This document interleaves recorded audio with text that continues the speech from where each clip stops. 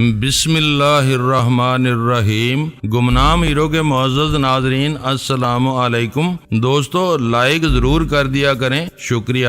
آئیے چلتے ہیں کہانی کی طرف۔ مجھے شبہ ہو رہا ہے کہ کہیں تم ویرا نہ ہو۔ ڈونلڈ نے غور سے اس کی طرف دیکھتے ہوئے کہا، تم امریکی ہو، پاکستانیوں کی بہت زیادہ خیر خواہ ہو اور انگریزی کے سوا اور دوسری زبانیں بھی بول سکتی ہو۔ ویرا بے ساختہ ہنس پڑی۔ کاش میں ویرا ہوتی تو اسی وقت خود کو گرفتار کرا دیتی۔ وہ کیلی اور بین سے زیادہ ٹیڑھا جوڑا ہے، ڈونلڈ سوچتے ہوئے بولا۔ ویرا نے ڈینی کی خاطر ہر آسائش کو لات مار کر خوفناک بین الاقوامی جرائم کی راہ اپنا لی ہے، جو آخر کار اس کے لیے تباہ کن ثابت ہوگی۔ ڈینی کے چکر میں پڑ کر اس لڑکی نے اپنا مستقبل تباہ کر لیا ہے، تو کیا وہ ڈینی سے شادی کر چکی ہے؟ ویرا نے پوری اشتیاق لہجے میں پوچھا۔ یوں معلوم ہو رہا تھا جیسے ڈونلڈ کی زبان سے میرے اور اپنے بارے میں باتیں سننے میں اسے مزہ آ رہا ہو۔ سنا گیا ہے کہ وہ میاں بیوی کی طرح رہتے ہیں، چاہت اتنی زیادہ ہو تو شادی بے معنی سی ہو کر رہ جاتی ہے۔ اس نے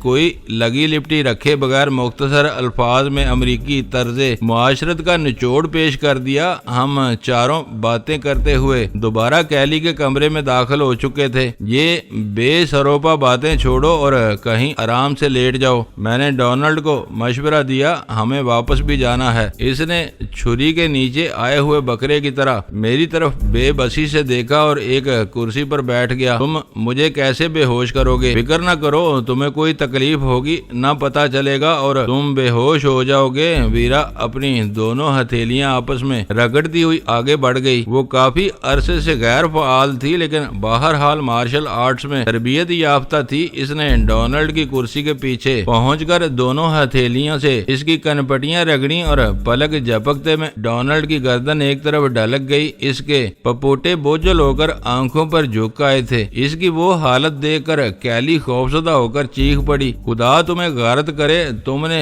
مار دیا اسے۔ یہ مرا نہیں، صرف بے ہوش ہوا ہے، اب تمہاری باری ہے۔ ویرا یہ کہتی ہوئی اس کی طرف بڑھی تو اس نے ہذیانی انداز میں چیخنا شروع کر دیا۔ اسے یقین نہیں آ سکا تھا کہ ویرا نے ڈونلڈ کو صرف بے ہوش کرنے پر اکتفا کیا تھا۔ کیلی نرم و نازک اور ویرا سے کمزور تھی۔ اس کی مزاحمت کے باوجود ویرا نے اسے چند لمحوں میں خاموش کر دیا۔ مجھے حیرت تھی کہ اس پوری کارروائی میں ڈونلڈ کے بقیہ ملازمین سامنے نہیں آئے تھے۔ شاید وہ خوف سے کہیں دبکے ہوئے تھے۔ صرف چوکیدار سے ہمارا سامنا ہوا تھا، اسے اول خان نے خاموش کر دیا تھا۔ ہم کسی کی مداخلت کے بغیر دوبارہ پورچ میں پہنچ گئے۔ چوکیدار بے چینی سے ہماری واپسی کا منتظر تھا۔ اول خان نے اسے اپنی مادری زبان میں کچھ سمجھانا شروع کر دیا۔ چند منٹ بعد ہم نشیمن سے باہر نکل کر اول خان کی جیپ میں دوبارہ اولڈ کلفٹن کے ویران پارکنگ ایریا میں پہنچ چکے تھے، جہاں میری گاڑی پارک تھی۔ اس وقت صبح کے 3 بجے کا عمل تھا۔ پورا شہر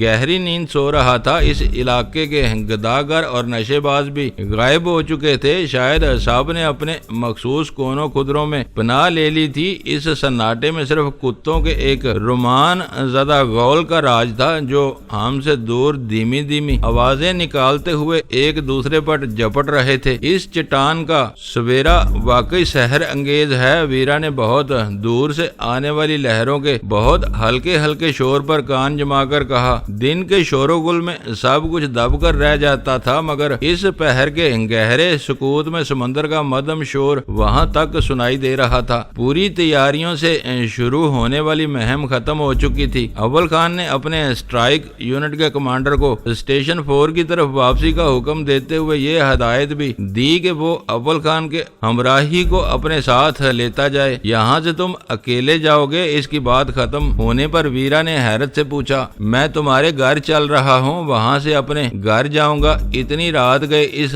بیچارے کو راستے میں سے ملیر چھاونی کے لیے کوئی سواری نہیں ملتی، اس نے بتایا۔ اول خان ہمارے گھر کیوں جا رہا ہے وہاں سے؟ روانگی کے بعد ویرا نے مجھ سے سوال کیا۔ اس کو خلش ہے کہ ہماری یا اس کی کسی غلطی کے بغیر اس واقعے میں آئی بی کا نام لیا جائے گا۔ میں نے حالات کی ستم ظریفی پر دل ہی دل میں ہنستے ہوئے کہا، مجبوری تھی، کیلی تم کو آئی بی کے آدمی کی حیثیت سے پہچانتی تھی، اس بارے میں اول خان ہمارے گھر جا کر کیا کر سکے گا؟ وہ چاہے گا کہ میں وقت ضائع کیے بغیر جلال کو پوری صورت احوال سے آگاہ کر دوں تاکہ اسے بعد میں کوئی شکایت نہ ہو۔ میں نے جواب دیا اور گاڑی میں خاموشی چھا گئی۔ اس وقت مجھے اندازہ ہو رہا ہے کہ شہروں کی بھاگ دوڑ میں سحر خیزی کی عادت کو ترک کر کے ہم لوگ کتنا نقصان اٹھا رہے ہیں۔ کافی دیر بعد ویرا نے سکوت توڑا۔ اس وقت ہوا اتنی تر و تازہ ہے کہ بے اختیار گہرے سانس لینے کو طبیعت چاہ رہی ہے۔ قدرت کے اٹل اصولوں سے انحراف میں سراسر نقصان ہے۔ خرابیوں کے ساتھ جرائم بھی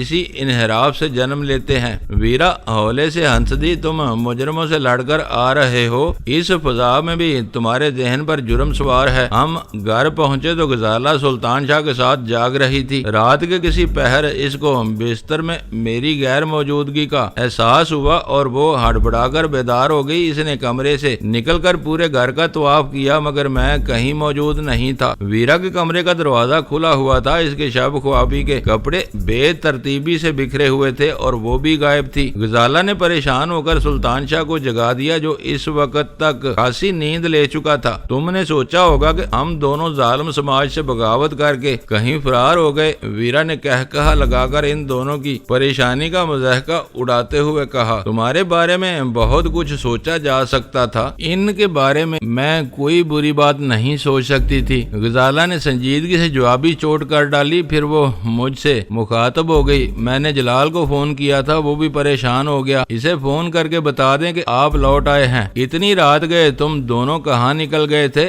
میری جان نکل گئی تھی، سلطان شاہ نے منہ پھلا کر ویرا سے کہا، آرام سے پڑے سوتے رہتے اپنی ننھی سی جان کو ایسے امتحانوں میں کیوں ڈالتے ہو؟ ویرا چہکنے لگی، ان فضول باتوں میں وقت برباد نہ کرو، اول خان نے دخل اندازی کرتے ہوئے کہا، جلال کو فون کرو، میں صرف اسی کام کے لیے یہاں آیا ہوں۔ ہم پانچوں میں وہ سب سے سینئر تھا، اس کی بات کا احترام کیا جاتا تھا۔ سب خاموشی سے ڈرائنگ روم میں بیٹھ گئے اور میں نے اسپیکر فون پر جلال کا موبائل نمبر ملانا شروع کر دیا۔ کہاں غائب تھے تم؟ کسی سے کچھ کہے سنے بغیر نکل کھڑے ہوئے، یہ کیا طریقہ ہے تمہارا؟ وہ بھرا بیٹھا تھا، میری آواز سنتے ہی پھٹ پڑا۔ دشمن کے ٹھکانے سے بختر بند گاڑیاں نکل کر سڑک پر دوڑنے لگیں تو کسی سے کچھ کہنے سننے کا موقع نہیں رہتا۔ اس کے تیور ٹھنڈے کرنے کے لیے مجھے ڈرامائی انداز اختیار کرنا پڑا۔ کیا ہوا؟ تم کیا کر کے آئے ہو؟ میری توقع کے عین مطابق اس کا لب و لہجہ بدل گیا۔ میں نے اسے کونسل خانے سے نشیمن تک کی رویداد سنانی شروع کر دی۔ آخر میں یہ خدشہ بھی ظاہر کر دیا کہ آئی بی کو الگ تھلگ رکھنے کے بارے میں اس کی کوششیں بار آور ثابت نہیں ہو سکی تھیں۔ کیلی نے مجھے پہچان لیا تھا اور اگلے روز وہ کاروائی آئی بی کے ساتھ ڈالی جانے والی تھی۔ اس کی مجھے پرواہ نہیں۔ میری پوری بات سن لینے کے بعد اس نے جواب دیا، میں کونسل خانے کی نگرانی کے الزام سے بچنا چاہ رہا تھا۔ میں نے اپنی دانست میں اپنے آدمیوں کو وہاں سے بر وقت ہٹا لیا تھا مگر تم بتا چکے ہو کہ ان کے حساس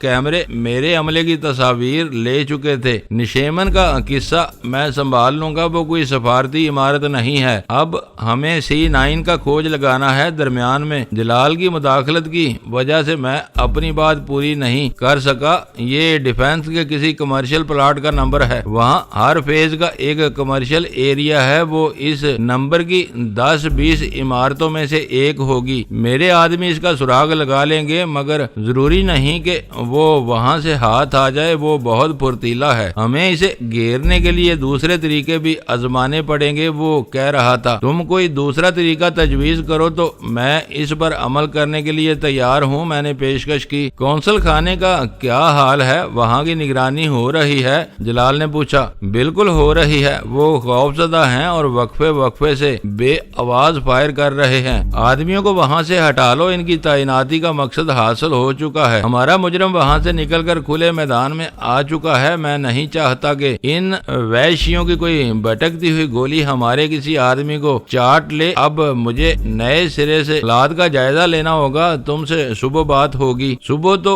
ہونے والی ہے، میں کم از کم 4 گھنٹے کی نیند لوں گا۔ میں نے اسے آگاہ کیا، تم بے فکری سے سو سکتے ہو، دفتری صبح 9 بجے ہوتی ہے جب سارے دفاتر آباد ہوتے ہیں۔ میں نے فون بند کر دیا۔ اول خان آپریٹر संभाले। मेरी गुफ्तगू के इख्तिताम का मुंतजर था। स्पीकर फोन ऑफ होते ही इसने पैगाम रसानी की कोशिश शुरू कर दी। अव्वल खान को इधर से इतला मिली कि दोनों में से सिर्फ एक बख्तरबंद गाड़ी वहां वापस लौटी थी, दूसरी का पता नहीं था। वो शायद निक के इस्तेमाल में थी। C9 नामी ठिकाने पर बिन डेविड के कदम जमाने के बाद ही इसकी वापसी मुमकिन थी। अव्वल खान ने कहा कि दूसरी गाड़ी के वापस लौटते ही इसे पैगाम देकर जगहें छोड़ दी जाएं और अमले के सब लोग वापस अपनी अपनी जगहों पर चले जाएं। इस माकूल और वाज़े हुक्म में किसी रद्दोबदल की गुंजाइश नहीं थी। अब मैं भी चलता हूँ। अव्वल खान अपरेटस जेब में डालता हुआ उठ गया। आज मैं थक कर चूर हो चुका हूँ। चाय नहीं पियोगे? गजाला ने मुस्कुराते हुए पूछा। अभी 2 मिनट में बना लाती हूँ। इस वक्त चाय पी ली तो नींद उड़ जाएगी, पता नहीं कब मौका मिले। मैं घर जाकर सोना चाहता हूँ। इसने खूबसूरत सी माजरत कर ली। C9 में आई मैन का वजूद नहीं मिलेगा। अव्वल खान के रुखसत होने के बाद सुल्तान शाह ने पुरजोर लहजे में कहा, इतनी मामूली सी बात तुम दोनों क्यों नहीं समझ सके कि इसने अपनी जान बचाने के लिए तुम दोनों को एक बेबुनियाद मफरूजे में उलझा दिया है। शायद तुम अभी तक ओंग रहे हो या फिर किसी नशे में हो। वीरा चटक कर बोली, डैनी ने बताया है कि इसकी तरफ से C9 के इंकशाफ से पहले हम इन्हें जिंदा छोड़ने का फैसला कर चुके थे। तुमने फैसला कर लिया होगा, मगर वो उल्लू का पट्टा इससे वाकिफ नहीं था। इसकी दानिश्त में इन दोनों की जान खतरे में थी। सुल्तान शाह का एतराज मंतकी तौर पर दुरुस्त था। वीरा इस पर बिला वजह चिरागपा हो रही थी। असल नुक्ता ये था कि सुल्तान शाह अल्फाज पर फैसला कर रहा था। हमने अपना फैसला पूरी फजा को मद्देनजर रखते हुए किया था। डोनाल्ड इस वक्त हमें फरेब देने की पोजीशन में नहीं था। मैं इन दोनों को बहस में उलझा हुआ छोड़कर वहां से उठा और अपने कमरे की तरफ चल दिया। गजाला मेरे साथ थी। बिस्तर पर दराज होने के बाद देर तक मेरा जहन इसी मामले में उलझा रहा। मुझे यूं महसूस हो रहा था जैसे कहीं कोई गड़बड़ थी जो मेरे जहन की गिरफ्त में नहीं आ रही थी। गजाला मेरे पहलू में लेटी कुछ देर तक छेड़छाड़ करती रही। मेरी तवज्जो न पाकर इसने सोने की कोशिशें शुरू कर दी। फिर यकायक मेरे जहन में रोशनी सी हो गई। ये बात बहुत अहम थी कि दोनों मुलाकातों में कैली ने मुझे मेरे चेहरे से पहचाना था। मेरा नाम सिरे से इसके इल्म में नहीं था। फाल्कन हाउस से गिरफ्तारी, पुलिस की तहवील और IB की कैद से लेकर रिहाई तक इसको ये इल्म नहीं हो सका कि आखिर में वो किसकी कैदी थी। बेहोशी की कैद से छुटकारा मिला था और यूं इसने मुझे IB का आदमी समझ लिया। इस पूरे किस्से में कहीं भी स्पेशल टास्क फोर्स या कर्नल दावर का नाम नहीं आया था। मैं कर्नल दावर बनकर इस बारे में निक से छेड़छाड़ जरूर कर सकता था, लेकिन ये जाहिर नहीं कर सकता था कि निशेमन में मैंने अपनी टीम के हमरा डोनाल्ड और कैली को घेरा था। वो नुक्ता साफ होते ही मेरे जहन पर नींद का खुमार हावी होता चला गया। एक लाशौरी उलझन थी जो दूर हो चुकी थी। जरा सी देर में मेरी आंख लग गई। गजाला ने अपनी नींद रात की 2 किस्तों में मुकम्मल कर ली थी, इसलिए वो मुझसे पहले बेदार हो गई थी। 8 बजे मैं जागा तो जलाल का पैगाम मेरा मुंतजर था। वो सुबह सवेरे सदफ मेंशन पहुंचा हुआ था और मुझसे बात करने का ख्वाहां था। तबीयत का तकद्दर और कम ख्वाबी की कसलमंदी को दूर करने के लिए मैंने ठंडे पानी से गुस्ल किया और कमरे से बरामद होते ही फोन संभाल लिया। जलाल फोन पर मौजूद नहीं था, मगर चंद लम्हों में लाइन पर आ गया। रात का अंधेरा बहुत ख्याल अंगेज और अनोखा होता है। बिस्तर पर मुझे ख्याल आया कि आई मैन के पीछे लगकर हमने चोपड़ा को बिल्कुल नजर अंदाज कर दिया है। आई मैन को घेरने के लिए वो भी कारआमद साबित हो सकता है। मैं चंद घंटे गुजारने के बाद सुबह सवेरे इधर आ गया था। चोपड़ा और राजा का इससे फोन पर करीबी राबता होता था। मैंने एतराफ किया। मेरे सामने बस यही एक इशारा था। चोपड़ा अंदर से इस कदर टूट चुका है कि वो ज्यादा देर तक मार नहीं सह सका। इसने तस्लीम कर लिया है कि राह के चारों एजेंट इसके अलावा बिन डेविड से भी बराह रास्त हदायत लेते थे। अब पता चला है कि इसकी असल कुव्वत कहाँ मरकूज थी और गोल्डन फार्मेसी को आग लगाने वाले कौन थे। ये इस किस्से की गुमशुदा कड़ी थी। मुझे यही परेशानी लाहक थी कि जब इसके सारे अहम मोहरे हमारे कब्जे में आ चुके थे तो कौन लोग इसका साथ दे रहे थे। विजय की तवाज़ो की जाएगी तो वो उगल देगा कि जहांगीर की दुकान को किसने आग लगाई थी। ये یہ درندے ایک طرف شہر میں بموں کے دھماکے کر رہے تھے اور دوسری طرف آئی مین کے ہاتھ مضبوط کر رہے تھے۔ ان چاروں کے آئی مین سے رابطے کی کیا صورت تھی؟ امریکی ساخت کے M50 ٹرانسمیٹرز اس نے انکشاف کیا یہ 50 کلومیٹر کی رینج میں بہت اچھا کام کرتے ہیں۔ چاروں کے پاس اپنا اپنا آپریٹس تھا، لیکن گرفتاری کے وقت وجے کے پاس سے ایسا کوئی مواصلاتی آلہ برآمد نہیں ہوا تھا۔ میں نے قدرے حیرت سے کہا، اسے بعد میں پھینٹوں گا، میں چوپڑا کو نچوڑ رہا ہوں۔ اسے نظر انداز کر کے ہم نے جو غلطی کی ہے اس کا بھرپور ازالہ ہونا ضروری ہے۔ جلال کی تفکر امیز آواز آئی، ہو سکتا ہے کہ گرفتاری کا خطرہ اپنے سر پر منڈلاتا ہوا دیکھ کر اس نے اپنا آپریٹس پھینک دیا ہو۔ بہت دلچسپ صورتحال ہے، میں ناشتہ کر کے وہیں آ رہا ہوں۔ ٹام اور نک کی کیا خیر خبر ہے؟ نک 2 مرتبہ کراچی آفس فون کر چکا ہے، وہ مجھ سے بات کرنے کے لیے بے چین ہے۔ جلال نے ہنسی کے ساتھ جواب دیا، اس کے پاس میرے دوسرے نمبر نہیں ہے، ورنہ وہ اب تک موبائل پر مجھ سے رابطہ کر چکا ہوتا۔ تمہارے رات والی کارگزاری نے اس کے ہاتھ پیر پھلا دیے ہوں گے۔ اسے میں دیکھے لیتا ہوں، تم یکسوئی سے چوپڑا اور وجے پر اپنا کام جاری رکھو۔ ذرا یہ یاد رکھنا کہ تم STF والے ہو۔ رات کی کارروائی IB اسٹاف نے کی تھی۔ اس بار جلال کی آواز تمسخرانہ تھی۔ یہ مذاق نہیں، بہت اہم بات ہے، میں نے کہا۔ یہ نکتہ میرے دماغ کے کسی گوشے میں مسلسل چبھ رہا تھا۔ رات کو غور کرنے کے بعد سمجھ میں آیا کہ مجھے کہاں موجود اور کہاں غیر حاضر رہنا ہے، اس کے بغیر بات گڑبڑ ہو سکتی تھی۔ مجھے معلوم ہے کہ اب نک کے پاس ہمارے لیے کچھ نہیں ہے، وہ اپنا تجسس دور کرنا چاہ رہا ہوگا۔ میں نے اس کی بات درمیان سے اڑا دی، یہ نہ کہو اجلت میں بن کو کونسل خانے سے نکال کر ان لوگوں نے اپنا دامن صاف کر لیا ہے، اب وہ پریس کی دھمکی سے مرعوب نہیں ہوگا۔ اس کے پاس ان لوگوں کی تصاویر ہیں جو کل صبح کونسل خانے کی نگرانی کر رہے تھے، وہ انہیں ہوا دے سکتا ہے۔ پہلے میں اس بارے میں فکر مند تھا، تم نے اپنی تجویز سے میری مشکل آسان کر دی۔ تصویروں کا معاملہ اچھلا تو جواب تیار ملے گا۔ میں نے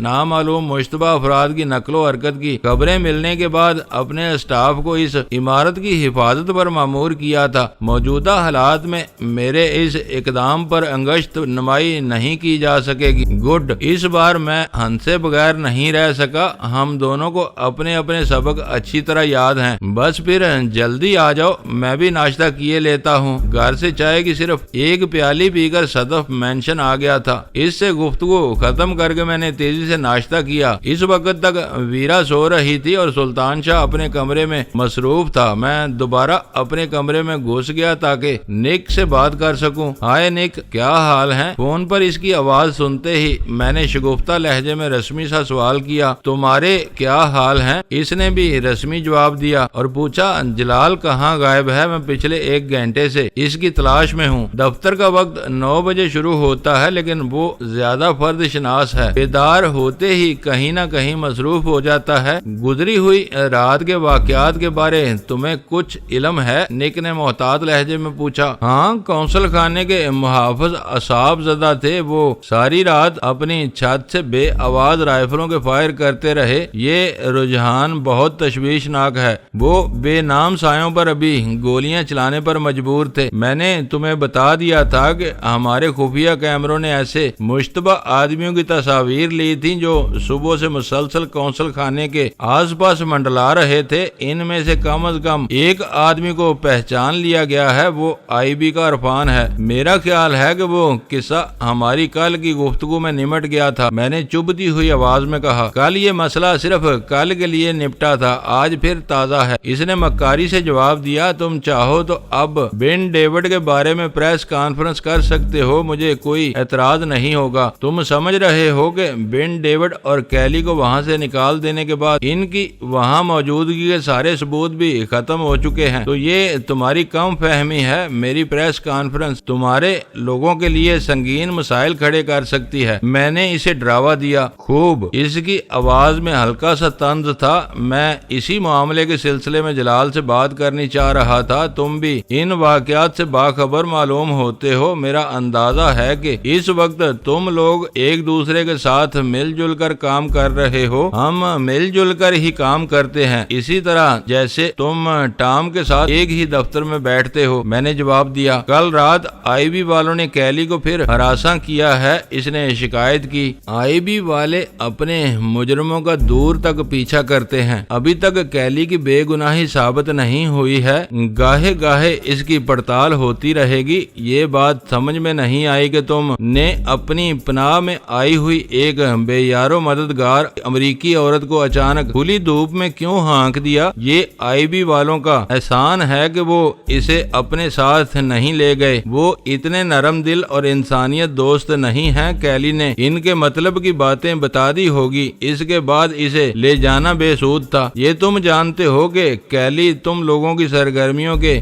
بارے میں کیا کچھ جانتی ہے؟ میں نے کاٹدار لہجے میں کہا۔ کیلی کے ساتھ اس کا میزبان بھی تھا، جب ان دونوں کی ضرورت نہیں تھی تو ان لوگوں کو وہاں کیوں بھیجا گیا؟ نک کے ذہن پر کوئی نہ کوئی الجھن سوار تھی، لیکن وہ مجھ سے کھل کر اور براہ راست کوئی سوال کرنے کے لیے موضوع الفاظ کا انتخاب نہیں کر پا رہا تھا۔ اب اتنے معصوم اور بولے نہ بنو، وہ مشق بن ڈیوڈ کے لیے تھی، اسے نشیمن میں نہیں اتارا گیا، تم ڈاج دے کر اسے کہیں اور لے گئے، وہ وہاں ہوتا تو ضرور پکڑا جاتا۔ تم کیا جانو کہ اسے کون لے کر گیا تھا؟ اس نے تحیر زدہ آواز میں بے ساختہ سوال کیا۔ تم سے مراد تم ہی ہو، میں نے زور دے کر کہا۔ کیلی کو اسی لیے چھوڑ دیا گیا کہ اسے بے ہوشی کی حالت میں وہاں لایا گیا تھا، اسے کچھ معلوم نہیں تھا کہ لیکن پروفیسر ڈونلڈ بگڑا ہوا شریف آدمی ہے، اس نے تمہاری آمد اور بن ڈیوڈ کے ساتھ روانگی کی کہانی